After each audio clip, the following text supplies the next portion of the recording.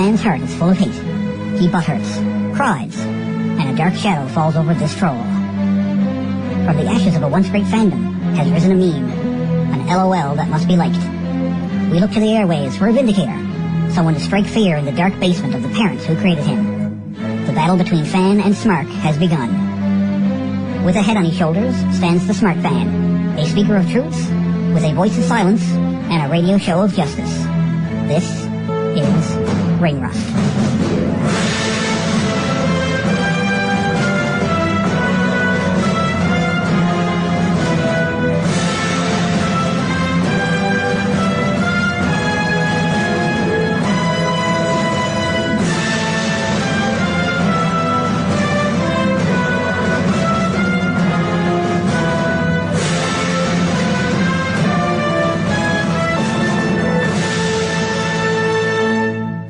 So, the big thing going this week, I guess, is but it's the Royal Rumble coming to us on the WWE Network from the Alamo Dome in San Antonio, Texas. So we have 8 matches, including 3 pre-show matches, which I think is, I don't necessarily want to say unprecedented. Does this mean there's a 2-hour pre-show again? I have a sneaking suspicion there's a 2-hour pre-show, which would be disappointing and annoying. But oh well. Because chances are the show's going to be 4 hours, right? That's usually what they do with their bigger shows, like the big 4 shows. It's no longer only 3 hours, it's now 4 hours. I suppose they can probably work in 3 matches in a 1-hour pre-show. And the Royal Rumble match itself, of course, is going to be at least an hour. So, anyway, Radio Shrug. Let's see how it works out, I suppose. So the first pre-show match they have listed here, International Powers, Antonio Cesaro and Sheamus will be defending their Raw Tag Team Championships against Bulletproof, Luke Gallows and Carl Anderson. And there'll be 2 referees assigned to the match. Because shenanigans, I guess? Sure. It is their first time, I think, officially challenging for the titles, and you know how I feel about this kind of thing, if you're a long-time listener. If someone challenges for the first time, chances are they're not going to win. But they seem to be pushing pretty hard for Gallows and Anderson to become champions. Though all in the same breath, they don't seem to be treating them all that seriously either. So I am going to anticipate a title retention for the time being. Fingers crossed. We'll see how it works out. This is the Great Catchy Toy Slam and Wrestling News Radio on Ring Rust, CHMR 93.5 FM. Sasha Banks taking on Nia Jax in just a regular singles match. Now, even though Sasha Banks is kind of smaller than Nia Jax, well, not kind of smaller than Nia Jax, she's very much so smaller than Nia Jax. Even though, as I was starting to say, she's much smaller, I actually do anticipate somehow, in a David versus Goliath kind of manner, that Sasha Banks is going to come out on top of this one. Now, I fully anticipate I'm going to be playing Nia Jax's theme song next week when I review the show, but I guess it depends too on how well I manage my time next week as well, because I'm going to have to review NXT TakeOver, San Antonio, and the Royal Rumble, which are both in the same weekend. But again, if you're a regular listener to my show, you know that last week I previewed TakeOver, because I didn't want to preview it this week, because the pay-per-view, as of this show going out live, the pay-per-view is tomorrow. So I didn't really want to give a preview for something that is almost instantly going to be out of date. So it's just a decision on my part. And usually NXT and both Ring of Honor as well, usually when I do one of their shows, because that will usually also be on a Saturday. A Friday or a Saturday night will be a Ring of Honor pay-per-view. The TV shows for both Ring of Honor and NXT are usually taped in advance, so it's not really much going to be changing. So it seems like a safe enough thing anyway for me to do. So fingers crossed nothing major is going to change for NXT, but if it does, I'll say, oh well, and just roll with it. Just like I hope Sasha Banks will roll with those Nia Jax punches when they come flying her way. Maybe she'll transition one into some sort of armbar and then get a submission win. You never know. You're listening to Ring Rust Redux on Jobronology TV.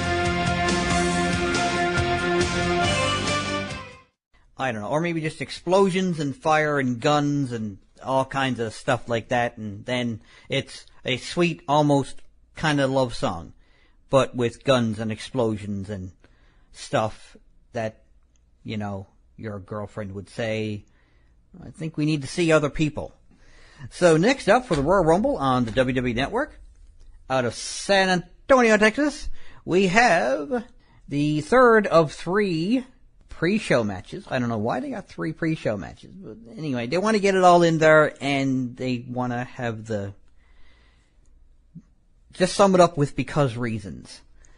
So we have, and you know, it's a 6-woman tag match, which means tag team names. And you know me, if you've listened to my show for any particular length of time, you know I love naming tag teams. So what I'm going to do is I'm going to take 2 of them and put them together as a tag team within the 3-woman group, and then name the 3-woman group with the tag team named within it, of course, too. So we have Hair Goes Whoosh, which is Becky Lynch and Married to the Business, Nikki Bella and Naomi, versus Crazed Bliss, Alexa Bliss, and Half Crazy, Mickie James and Natalya. Only half crazy, because her mother had her tested. And that's who I anticipate is going to win. Crazed Bliss is going to come out on top of that one. And not only that, I think Miss Half Crazy herself, well, full crazy, I guess. The team is half crazy because only one of them is crazy. So, yeah, well, Natalya is crazy jealous, I suppose, but anyway. Not quite the same as just plain crazy. And I assume Magnus is enjoying every second of how crazy Mickie James is, even after having their first child this past year. Congratulations, by the way, if I haven't announced. I'm pretty sure I already did that, but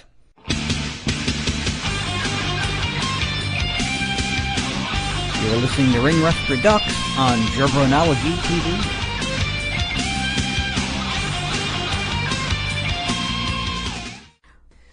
I can't see that far into the future. But anyway, so next up, for the Royal Rumble on the WWE Network from the Alamo Dome in San Antonio, Texas.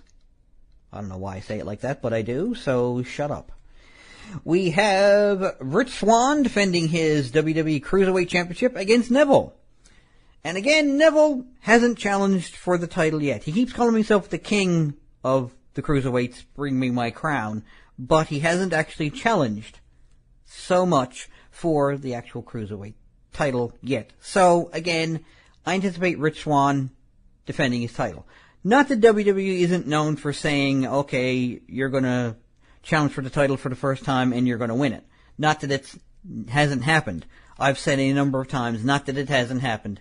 I personally, as a wrestling fan since 1989, with eyeballs that observe things and ears that hear things, am saying that chances are Richard Swann, whatever you want to call him, is going to defend his title, at least for the time being. Now, can you handle it? That's it. The healing rays of the sun in his pants.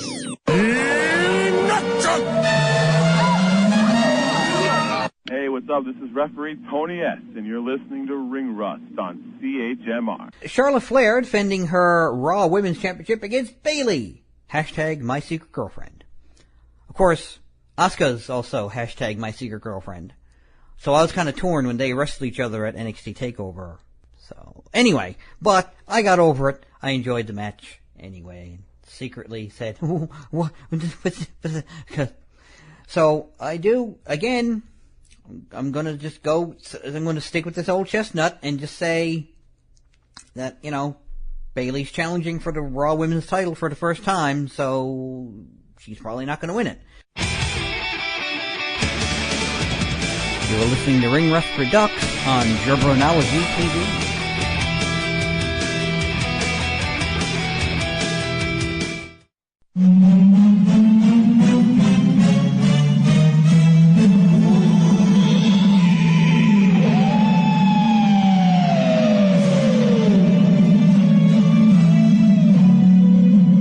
time for this week's Macho Fact. Smart cops sleep with Randy Savage under their pillow. And a macho man has Jesse's girl.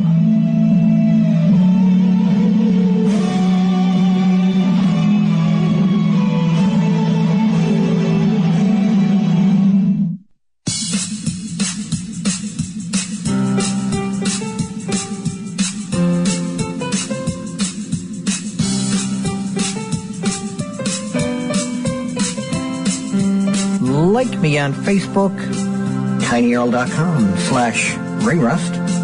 Follow me on Twitter @MarkJabroni. And subscribe to Jabronology TV, youtube.com/fanboyMarkJabroni.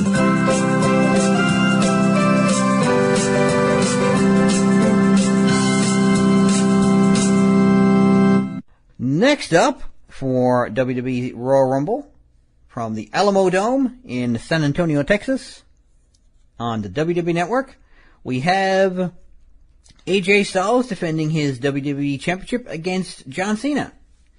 Now, I'm going to make what I'm going to assume for the many butthurt tosspot internet wrestling fans out there is going to be a bold prediction. It's going to be in keeping with my other relating to title matches bold prediction, but it's going to be for all those people who think, oh my god, John Cena and Roman Reigns are going to both walk out as champions at this show. So I'm just going to go out on a limb and say no, they won't actually. One of them maybe, but the other I think is not going to win the title just yet. Not just yet. I mean, I wouldn't be surprised if he did. I wouldn't be surprised if John Cena did pin AJ Styles or make him submit. I wouldn't be surprised if John Cena won whatsoever, but I'm going to predict that AJ Styles is going to retain. Now, it might be a sneaky shenanigans kind of win. Bulletproof may come down and actually make nuisances of themselves, or he may be forming another stable. Who knows? Of people who don't like John Cena. The beat-up John Cena club, maybe. Because, you know, he's got him some evil ways.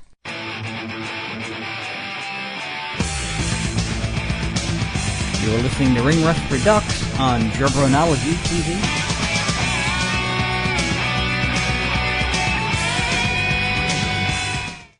So, the last singles match before the big thing, the actual main event, I guess, would be Kevin Owens defending his Raw Universal Championship against Roman Reigns in a no disqualification match with Chris Jericho suspended in a shark cage above the ring. Because it's Chris Jericho suspended in a shark cage above the ring. It really should be a Chris Jericho suspended above the ring in a shark cage stipulation match. Maybe that's just me. So, because Chris Jericho, I assume, is going to be doing his best to steal the show. I mentioned that last week during the TakeOver preview. For a reason. So, even though Chris Jericho probably is going to end up stealing the show, and Kevin Owens is actually going to put off a good show of making Roman Reigns look strong, like what he's supposed to be doing, really. And it's going to go against what I've been saying all show about someone challenging for a title the first time. But Roman Reigns is really the kind of guy who would challenge for the Raw Universal title for the first time in a no disqualification match with Chris Jericho suspended over the ring in a shark cage and win that title. So that would be my prediction. Roman Reigns, new Raw Universal Champion, the man from Pensacola, Florida. You're listening to wrestling superstar, the Triple X Sex Express Sexy Eddie, and you're listening to Ring Rust, the one and only wrestling talk radio show. Boom. You're as dumb as I am!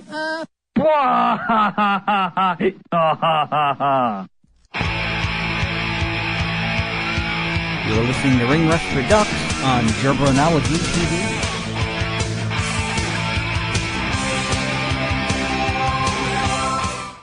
So the only match left is the actual Royal Rumble itself, and given that it's just way too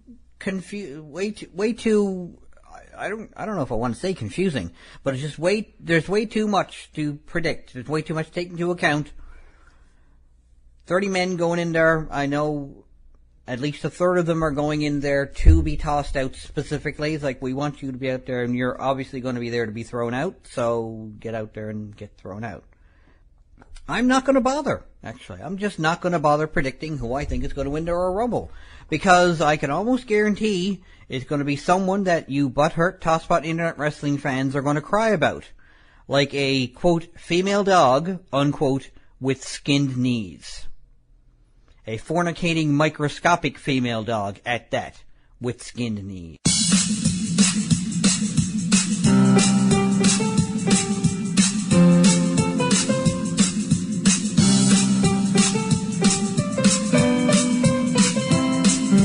Like me on Facebook, tinyurl.com/ringrust. Follow me on Twitter at Mark Jabroni. And subscribe to Jabronology TV, youtube.com/fanboy Mark Jabroni.